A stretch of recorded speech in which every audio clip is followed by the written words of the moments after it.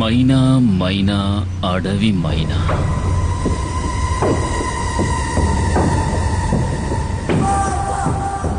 ఎక్కడే నిన్ను చేసుకున్నాడు? నాకు తెలీదు, ఇక్కడ లేడు. అలా చెప్తే ఎలాగే? పెళ్ళానికి తెలియాలి కదా మొగుడు ఎక్కడుండేది. మర్యాదగా చెప్పు, ఎక్కడ వాడు? వేలాయుధంతో జనాన్ని చంపే కుమార్. రేంజర్ సార్, అమ్మాయిని వదిలేండి. మీకేం కావాలని నన్ను అడగండి, చేస్తాను. నాకు కావలసింది ఇది.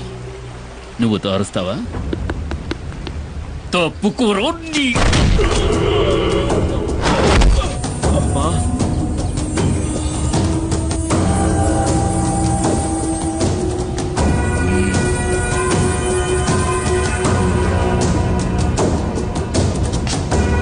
నిన్ను తీసుకెళ్లి కొంచెం విచారించాలి. సార్ వద్దు, తప్పు చేస్తున్నారు.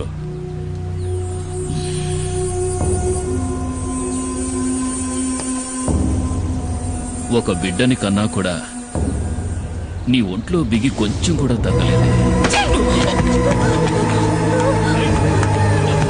సార్ వద్దు, వదిలేయండి. వదిలేయండి.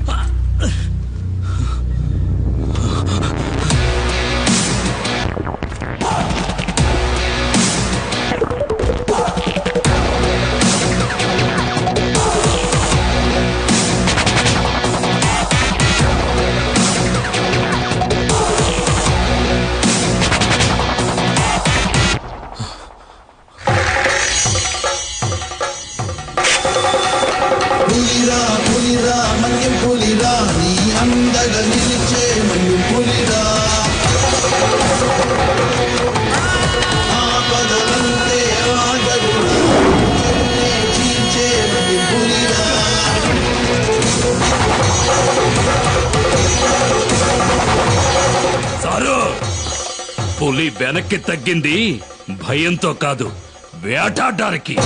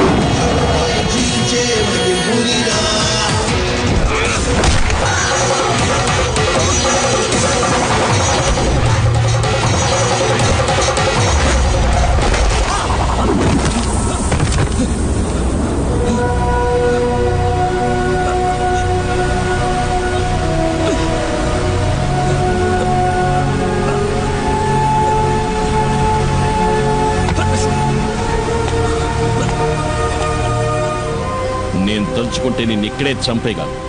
ఈ పులియూరు పరిసర ప్రాంతాల్లో ఇంకొకసారి కాలు పెట్టావో ఆ పెట్టిన కాలుని నరికి పారేస్తాను. పోరా ఇక్కడి నుంచి.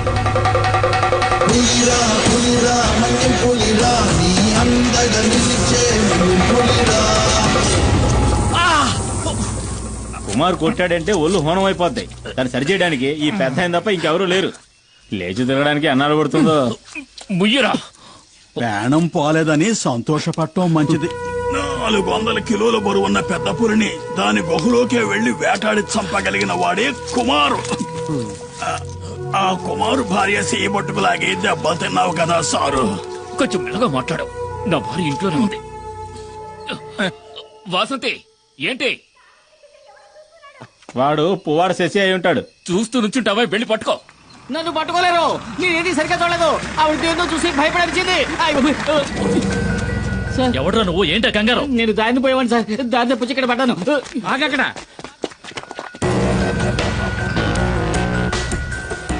రమణాచారి, ఏసీపీ.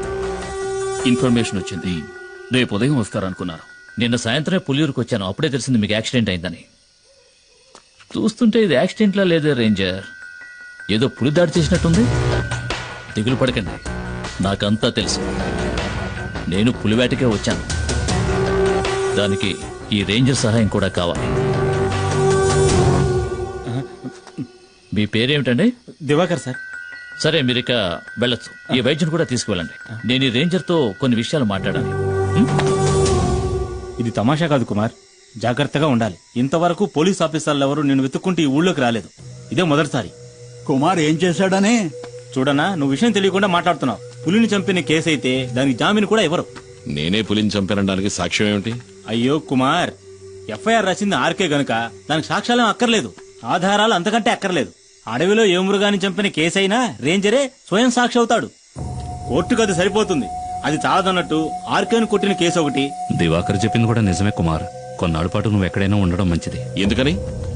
నేనేం వెతుక్కుంటూ వెళ్లి అడవిలో ఉన్న పులుల్ని చంపలేదే. చంపాను నిజమే. ఊళ్ళోకి చొరబడి పులియూరు ప్రజల్ని దారుణంగా చంపిన వాటిని చంపాను. అదేం పెద్ద నాకు తప్పనిపించట్లేదు. ఊళ్ళో వాళ్ళని పులి చంపితే కేసు లేదు. ఊళ్ళో వాళ్ళని చంపిన పులిని ఈ కుమారు చంపితే కేసు. ఈ పని కోసం నన్ను ఉరి తీసినా సరే ఆ రేంజర్ లాంటి ఎదవలకి భయపడి అడవిలోకి వెళ్లి ఎక్కడో తలదాచుకోవాల్సిన అవసరం నాకు లేదు. త్వరగా ఆ మూల పెట్టండి, బయటికి కనిపించకూడదు. రేయ్, ఏంట్రా మీరు చేస్తున్న పని? ఏంటి? అన్నయ్య కూడా ఓ మాట చెప్పకుండా అర్ధరాత్రి సరుకు తీసుకొస్తే మేమేం చేయగలం? ఎక్కడని దాచగలం? రేయ్, మీ అన్న సహాయం చేస్తానని చెప్పాడుగా, మరేంటి? రేయ్, అన్నయ్య సాయం చేస్తానన్న మాట నిజమే. ఇప్పుడు ఆయన ఆ స్థితిలో లేడురా. ఈ పరిస్థితుల్లో అన్నయ్య వదన్ని చిన్నిని వదిలేసి రాలేడురా. అన్నయ్యతో నేను మాట్లాడతాను. ఆయన ఇంకో బండిని మీకు అరేంజ్ చేసిస్తాడు. సరే, అంతవరకు సరుకు ఈ లారీలోనే ఉండని. అదే ఇంకా ఎందుకు ఆలోచిస్తావు? ఇది చేసేది నీకోసం కూడా. ఆ విషయం మర్చిపోకరా. ఏంటి సింహాద్రి? రండి. ఏంటి విషయం చెప్పు. శంకర్ని నిన్న రాత్రి పోలీసులు పట్టుకున్నారు. రామయ్య కుడిబుచ్చం వాడు. గంజాయిన చుట్టూ వాడికొక్కడికే తెలుసు. ఇప్పుడు ఏం చేద్దామంటావా? ఇప్పుడే దాన్ని పులియూరుకు చేర్చాలి. దానికి ఒక్కటే దారింది, కుమార్. అరెస్టోళ్ళు పోలీసులు వెంటనే ఇక్కడికి వస్తారు. వాళ్ళ కళ్ళు గొప్పి లోడు తీసుకెళ్లగలిగిన వాడు ఈ పులియూరులో కుమార్ ఒక్కడే. అదెలా జరుగుతుంది సింహాద్రి? ఈ పరిస్థితిలో కుటుంబాన్ని వదిలి కుమార్ అన్న ఎక్కడికి రాడని మని చెప్పాడుగా. ఆ విషయం నాకు తెలీదు. ఈ సమస్య నుంచి మిమ్మల్ని రక్షించడానికి కుమార్ తప్ప ఇంకెవరూ లేరు. మేమంతా ఎంక్వైరీ చేశామన్నా. ఆ రేంజర్ ఇప్పుడు హాస్పిటల్లో ఉన్నాడు. మీకు వ్యతిరేకంగా హత్యానేరం కింద కేసు రిజిస్టర్ చేశాడు. అది కాక పులిని చంపిన కేసు ఒకటి. మేము వెళ్ళడానికి నువ్వు చెప్పిన చెప్పి సరిపోతుంది. మిమ్మల్ని పోలీసులకు అప్పచెప్పి ఇక్కడి నుంచి వెళ్ళడానికి మనసు రావడం లేదన్నా. ఇప్పుడు వాళ్ళకి దొరికావంటే జామీన్ మీద కూడా బయటికి రానివ్వకుండా జైల్లో వేస్తారు. అన్నా, ఆలోచించుకునే టైం లేదు. పోలీసులు పెద్ద ఎత్తున బయలుదేరారంట. నువ్వు నీ కుటుంబం మాతో పాటు వచ్చేయండి. ఈ అడవి దాటితే చాలు మనల్ని ఆ తర్వాత పోలీసులు ఏం చేయలేరు. ఇది కన్ఫర్మ్.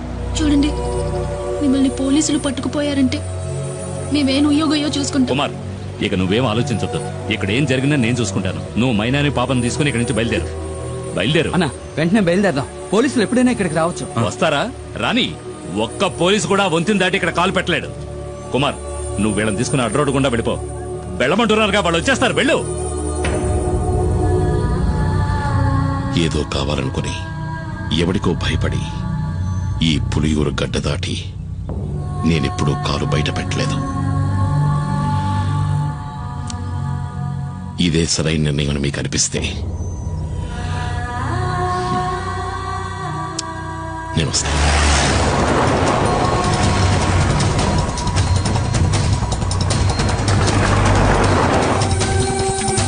అన్న త్వరగా రండి.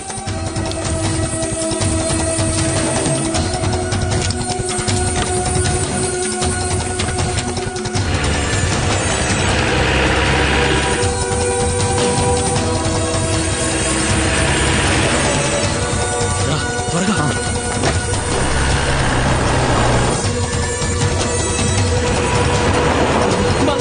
కాపాడు.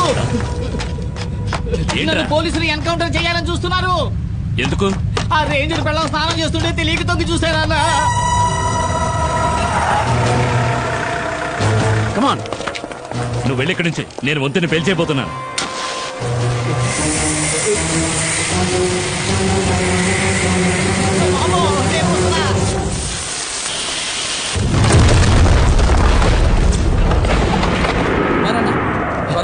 బండి కూడా రెడీగా ఉంచారు.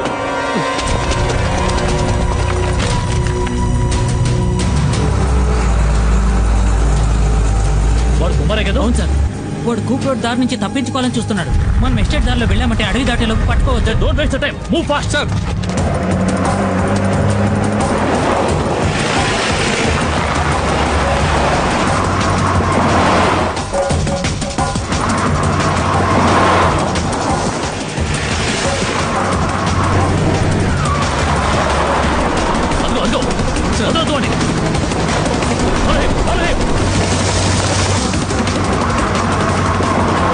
కుమారన్నా, వేగంగా వెళ్ళండి.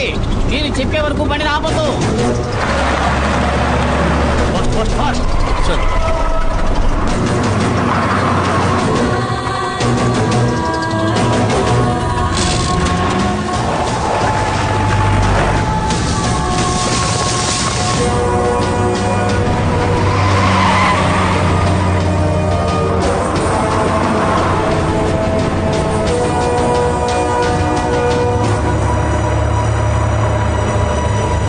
కుమారన్న, పోలీసులు దొరికితే అంతే.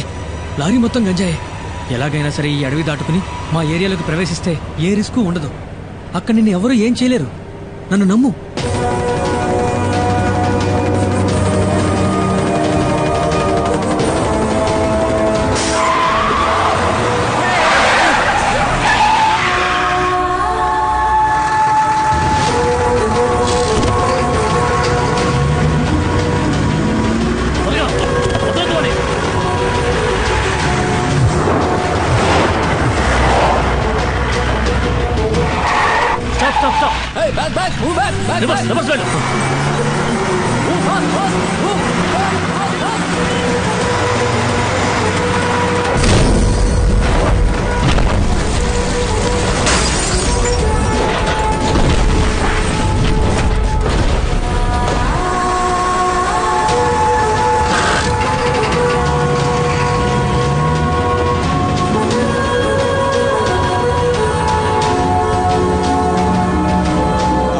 పులియూరు వదిలిపెట్టి వెళ్లిన కుమారు అతని కుటుంబము మంగళాపురం దగ్గర డాడీ గిరిజా సంరక్షణలో ఉన్నారు. ఇక్కడున్న కేసును మాఫీ చేయిస్తానని చెప్పి ఆ డాడీ గిరిజ కుమార్కి మాటిచ్చాడు. బాధపడొద్దు, అతను తప్పకుండా తిరిగి వస్తాడు. నీ గురించి నేను చెప్తాను, తప్పకుండా సహాయం చేస్తాడు. బాబు, అడగటం మరిచాను, ఆ కుమారుతో ఎవరొచ్చారని చెప్పాలి?